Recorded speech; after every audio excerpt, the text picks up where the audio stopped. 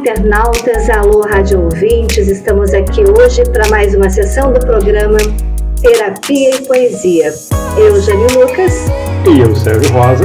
E trazendo hoje um convidado especial, presidente da Academia Brasileira de Letras Seccional Rio Grande do Sul, um escritor, poeta e um disseminador, um polinizador de escritores, né, da escrita, da fala, das letras que andam. Milton Pantaleão Júnior, seja muito bem-vindo conosco. Muito obrigado, felicidade estar com vocês, aqui com a Jane e com o Sérgio, um baita programa. E hoje vamos brindar aqui a chegada do Milton, porque um poeta sempre está acompanhado de um bom vinho. Primeira vez com vinho. Milton, eu gostaria que você falasse, já vou começar te provocando aqui, né? O porquê da criação da academia, que foi pelo teu pai, né? Por que ele criou? Ele criou a editora. A editora. Sim, como vem essa questão da escrita na família? A escrita como caminho de herança familiar? Olha, eu praticamente estou seguindo os passos do meu pai, né? Porque ele teve um grande período da vida dele que ele teve que se basear nas letras para fazer suas posições técnicas, seus textos técnicos, suas consultorias, suas palestras, né? E aí chegou um momento que ele se aposentou e continuou dando palestras, consultoria na área de construção civil. Aí ele e o sócio dele chegaram à conclusão: não, nós precisamos fazer um livro para dar base para essas reuniões, para essas situações. Então vamos fazer um livro. Aí eles foram atrás de uma editora, e foi uma dificuldade imensa de conseguir uma editora. É o grande problema dos escritores, como fazer para publicar aquilo que eles têm escrito, né? Aí eles resolveram, aliás, meu pai que resolveu, bem da característica dele, não, então vamos fazer nós a editora para publicar os nossos livros. E aí esse passo no boca a boca foi começando a entrar em vários círculos sociais, que a gente vê que como tem escritores no país, né? Como tem gente que escreve, mas por causa da pirâmide do mercado editorial ficam completamente excluídos desse mercado. A última estatística que deu é que tem em torno de 2.000 livros lançados mensalmente no Brasil. E desses, o que tem venda é 1%, 99% não tem venda. Então tem muita produção e não tem resultado. E aí isso me inspirou, porque eu quis continuar o trabalho dele. E como eu também passei a minha vida inteira escrevendo textos técnicos, comecei a me entrar nessa área da literatura.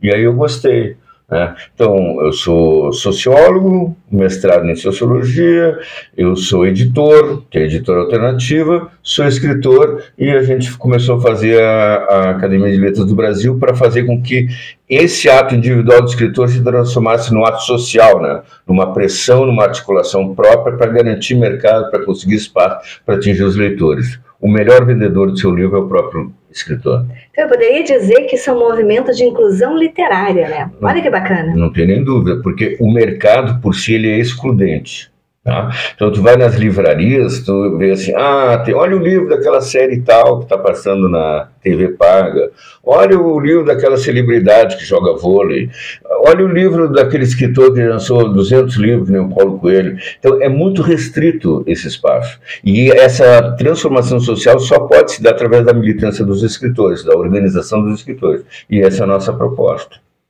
Interessantíssimo nessa questão de permitir a polinização de ideias que ficavam geralmente em gavetas, né? E que quantas pessoas, bons escritores, se sentiram frustrados por produzirem textos, produzirem livros e não terem apoio para a publicação, porque se não era comercial, não publica. Pois é, sabe que eu até fiquei encasquetado com isso, porque a gente tem condições de dizer que um livro é bom ou é ruim, né? A gente não tem acesso a grande parte da literatura e a gente não compra o livro porque ele é bom, a gente compra o livro porque a gente ficou sabendo dele, porque tem publicidade, porque tem marketing, né? Então é mais uma tarefa para o escritor difícil, porque além de ele sofrer para escrever sozinho e chegar à conclusão, esse texto aqui eu posso apresentar para alguém, isso é um sofrimento, é uma caminhada sozinho. Aí ele vai na segunda etapa, que tem que publicar o livro. Aí como é que ele faz para publicar? Com que dinheiro vai publicar? Quem é que vai querer publicar? E depois que conseguiu isso, o livro tem que sair da prateleira e pegar o mundo. Então ele tem que ser vendido, tem que ser distribuído. É outra grande dificuldade. E eu não creio que isso uma pessoa sozinha possa fazer. É a partir de uma organização de base que possa chegar a esse ponto. É um desafio grande para um país que lê pouco, né? Um país que prefere outras mídias e não gosta de ler. Não sei se não gosta, não sei se não é incentivado. Não, nós não somos acostumados, né? Desde a literatura da escola é apresentada uma literatura como uma forma de obrigação. Ela não é apresentada como uma forma de prazer. E eu falo tem que ler a Clarissa. Isso, daí eu digo para as professoras, não é que o aluno não gosta de ler, é que nós insistimos, os adultos, em mostrar para eles a literatura da forma que nós líamos. O mundo mudou. A literatura hoje ela tem que ser um objeto vivo, o livro tem que ser vivo. Quando ele se transforma em matéria viva dentro da escola, o aluno se interessa. Interessante o que tu falou, tu falou em Paulo Coelho há pouco tempo, né? A academia, às vezes, ela faz os livros técnicos maravilhosos e tal, e as pessoas não leem. Aí um Paulo Coelho escreve do jeito dele, escreve aquilo que as pessoas gostam de ler, e ele vende no mundo inteiro. E a academia torce o nariz para ele, porque acham que ele não é um bom escritor. Talvez não seja, mas se ele vende e as pessoas gostam, isso não é uma prova de que é bom? Bom, por isso que eu digo assim, tu tem que ter uma empatia, uma alteridade com o escritor, porque se eu ficar lendo o texto dele pensando em mim, né, eu não vou entender a metade só da mensagem. Agora, se eu entender o que ele está querendo dizer, por que ele diz aquilo, para qual público ele está dizendo, quê, né? Eu não represento qual todos os públicos. Exatamente, qual é o significado daquilo, aí fica muito mais denso, né? E o Paulo Coelho tem um marketing que... Não, e tem o público que é o público que se identifica. E o que eu acho interessante sempre na escrita de cada um, e isso é uma provocação também para os internautas e os radioouvintes, é assim, ó, o que eu escrevo para quem é? Eu escrevo as minhas ideias, os meus sentimentos, a forma com que eu vejo o mundo, para pessoas que também se harmonizem com essa minha forma de ver. Sim. Pode ser que a minha literatura não agrade o Sérgio. A literatura do Sérgio pode não me agradar, mas vai agradar a alguém, né? Então, quem escreve deve escrever sempre na sua liberalidade de escrita, de pensamento, de que vai atingir uma faixa de leitores que se identifica, né? E eu acho assim que tu tinha falado que o mundo mudou, né? Eu acho que tem dois elementos que são cruciais para a gente entender a atualidade.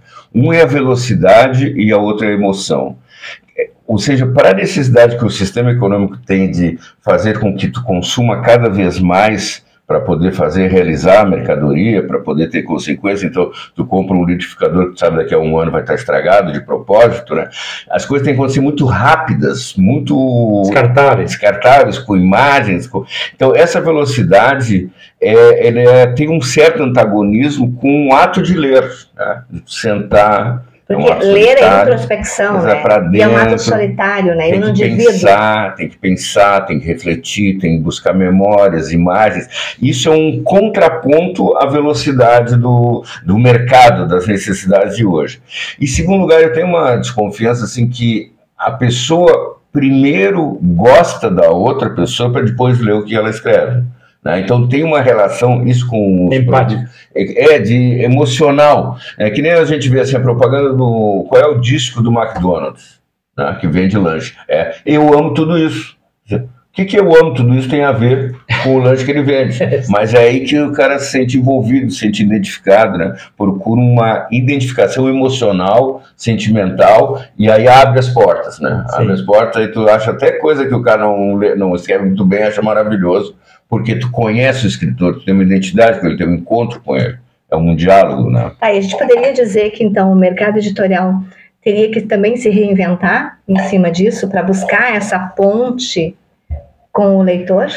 Eu acho que o mercado editorial tem que ser transformado, né? Dificilmente, pela hierarquia, pela pirâmide, essa parte de cima, ela está acostumada aos louros, então ela vai ter pouco passo para modificar, para democratizar, para expandir. Então ele tem que ser, através de trabalhos de base, de articulação, de contatos horizontais na sociedade, podemos reinventar, criar um novo espaço, um novo nicho de leitura e que possa abrir o espaço para uma quantidade imensa de escritores que nós temos hoje. E daí nós poderíamos dizer que talvez usar a literatura na base com as crianças, né, que serão os adolescentes de amanhã, os adolescentes que serão os adultos de amanhã, os futuros leitores, né?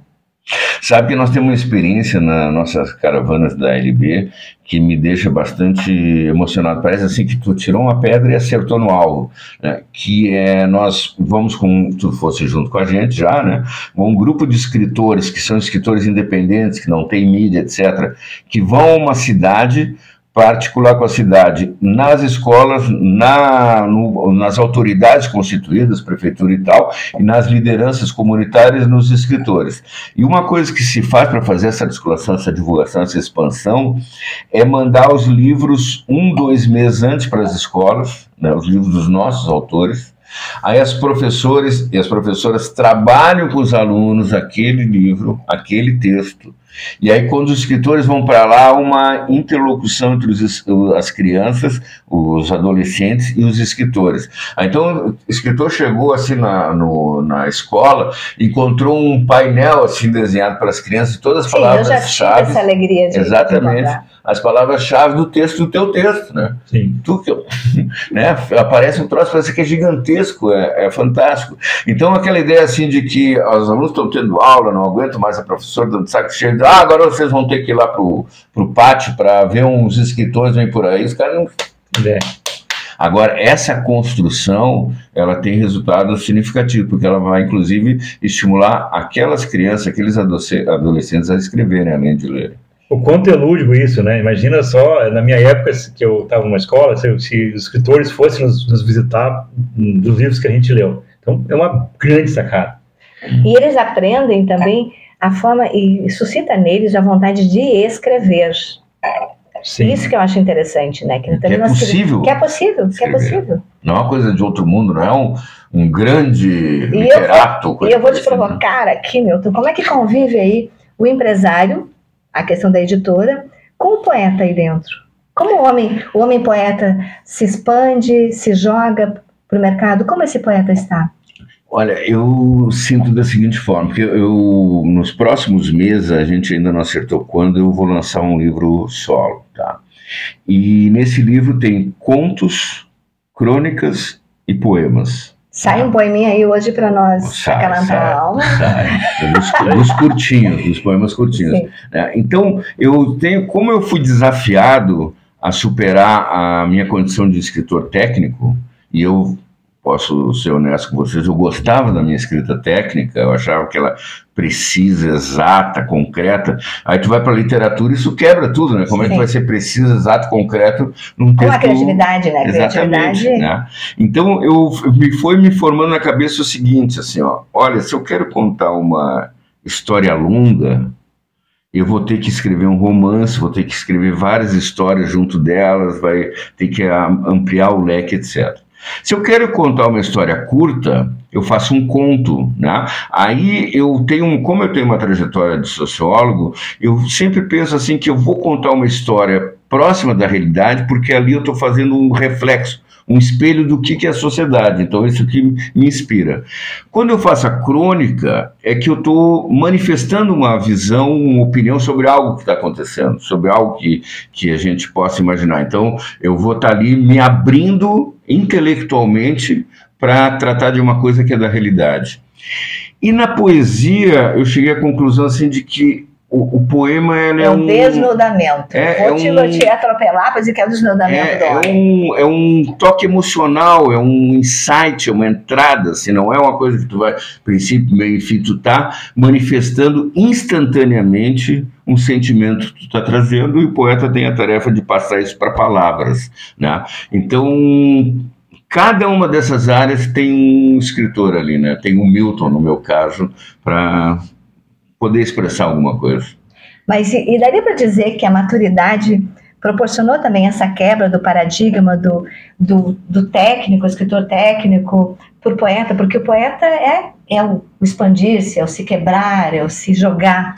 Tu saiu do duro, do reto para como diz o Bauman, né, para o líquido, para a liquidez, porque quebrar um texto técnico, passar para esse tipo de literatura, para a poética pura, tem que ser muito líquido. Esse texto técnico, ele tinha sempre o objetivo de atingir um objetivo, enfrentar uma situação, disputar um espaço, algo, né?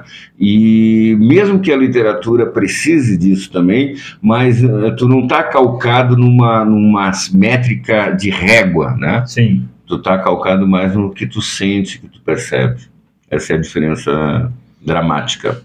Então, isso para os internautas também vai uma provocação, que quem não gosta de escrever, ou quem escreve textos técnicos, também pode se aventurar na poesia, nesse desnudamento do homem, de tirar de dentro para fora, se desconstruir um pouco, né? É só se deixar sentir e conseguir transformar isso em palavras. E palavras em movimento, né? Poesia em movimento. Eu falo que as palavras entrelaçadas a gente coloca na mesa para dançarem, né? Isso é a poesia, né? Ótima definição. E ele poderia nos brindar aí com uma... Eu vou falar 3, porque são tudo bem curtinhos, tá? Maravilha.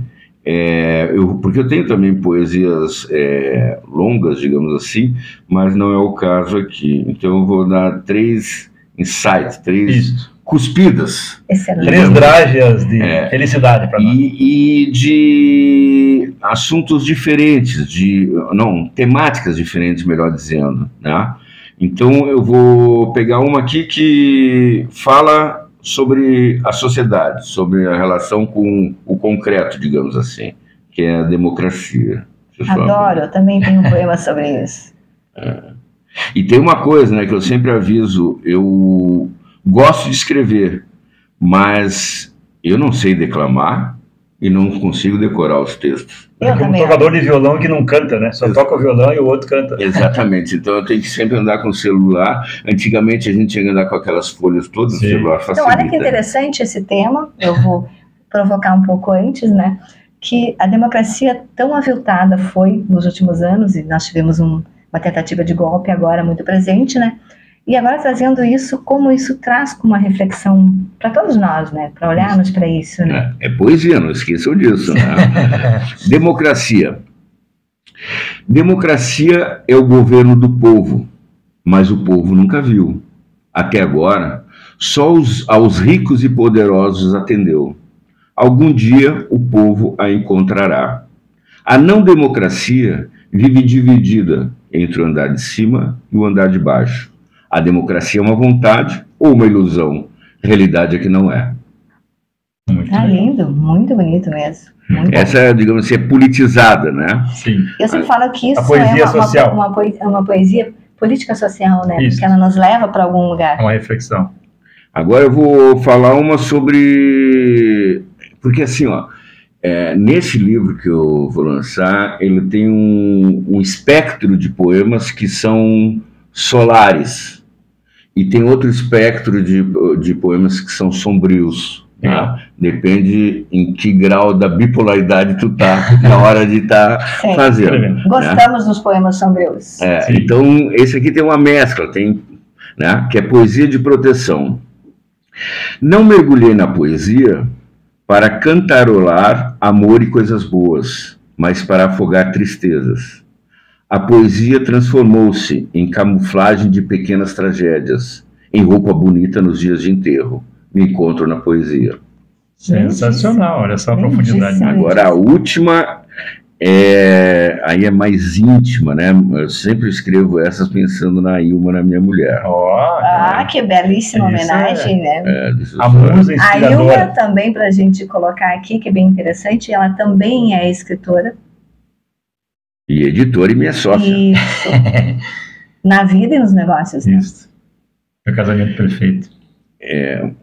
Tem várias em relação a ela, né? Mas vamos nessa.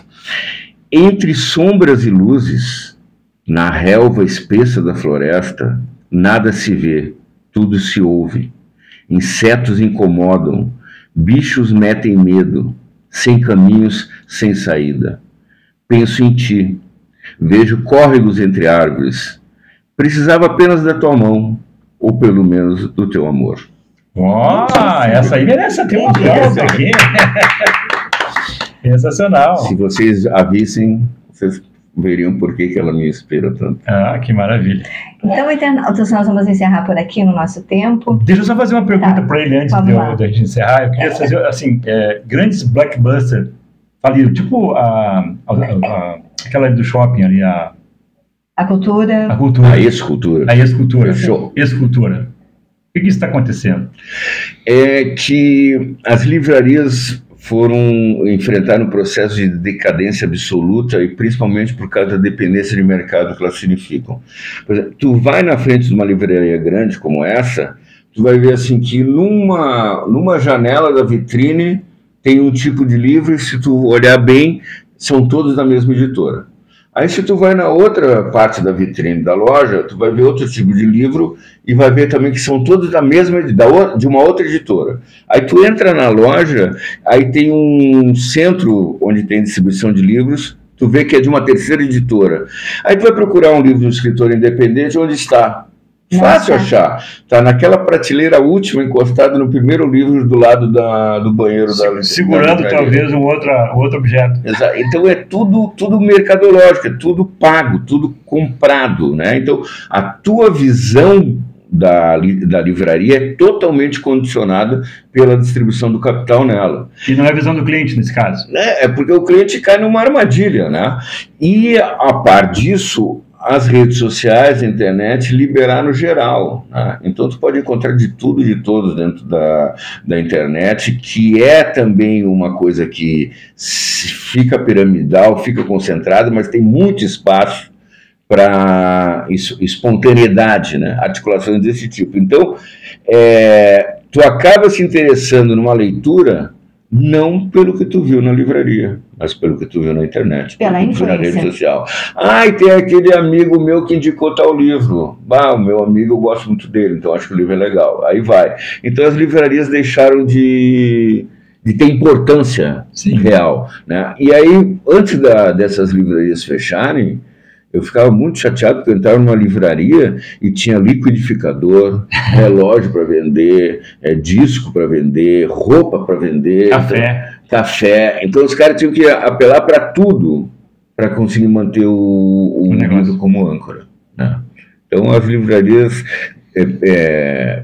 livrarias que valem a pena hoje são as de pequeno porte, de esquina de rua, sabe, de pessoas que são coordenadas por aqueles livreiros que gostam mesmo de livro, que vão atrás e que permitem que tu tenha uma relação pessoal, íntima, no tratamento do livro e do espaço, diferente de uma livraria que parece um shopping center.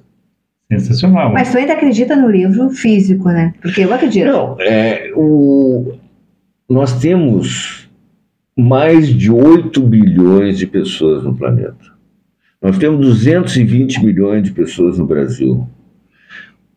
Se tu tiver 500 mil leitores, vai ser uma conquista gigantesca, né? Então tem espaço para tudo, tem mercado para tudo, tem produto para tudo, mas aquele momento em que tu senta, mexe no livro, como gosto de falar, sente o cheiro do livro, se concentra naquela história, é um ato pessoal, parece assim que tu te reencontra no momento em que tu pode tirar uma folga daquela correria, daquela disputa, daquela neurose completa da sociedade moderna. E da própria luz, né? Eu digo do celular, do tablet, exatamente, da imagem. Isso. Nós vivemos na sociedade de imagem, né? Exatamente. E o livro, ele permite tu te encontrar nesse processo. E uma viagem, né? Faz uma viagem e estimula a tua criatividade quando tu cria aquela imagem, quando tu imagina os personagens, os cenários onde o livro acontece, tu expande a tua capacidade de criar também. E quando tu tá lendo o livro, tu não tá só consumindo o produto, né? Sim. Várias coisas mexem dentro de ti, várias reflexões. Ninguém então não é um picolé. Fica igual a fase da mãe do tudo. Eu posso dizer, eu não gostei, mas eu não volto ao estado de antes. O meu estado se altera. Pessoal, está Mas ótimo. Eu quero falar uma frase. Vamos lá. Esse tipo de programa de vocês é fundamental nas redes sociais, na internet, para fazer com que a gente quebre os monopólios do pensamento, quebre os monopólios do produto e que as pessoas possam se manifestar livremente. Achei ótimo participar do programa de vocês. Nós ficamos então, a gente fica honrado, agradecidos Vamos ter convite de lançamento para a Feira do Livro, que a editora sempre está aí todo dia. Pode deixar um convite aí para o pessoal? Quem quiser escrever e quem quiser ler, pode encontrar um bom local para isso, um local virtual, que é www.editoralternativa.com. É a nossa livraria virtual, e ali também tu pode começar a discutir com a gente um projeto de produção e edição do teu próprio livro. Experimente, vai gostar. Inclusive em conjunto, né? Isso é bem importante. Eu não tenho literatura suficiente produzida para lançar meu livro, mas eu posso juntar aqui com o Sérgio, que também tem, e disso a gente faz um livro. Isso facilita muito a possibilidade da pessoa publicar, né? Ela tem que fazer uma enorme quantidade de texto, ainda tem que ter dinheiro para fazer isso. Então, as obras cooperativadas, que a gente chama de coletâneas, são um grande sucesso para os escritores poderem publicar seus textos. Olha que grande oportunidade que o programa Terapia e Poesia através do Pantaleão está trazendo para vocês que querem escrever e não sabem como, querem publicar e não sabem onde. Sensacional, esse aqui vai ficar para a nossa história. Então, pessoal, vamos encerrando aqui. Até o próximo programa. Tchau, tchau. Tchau.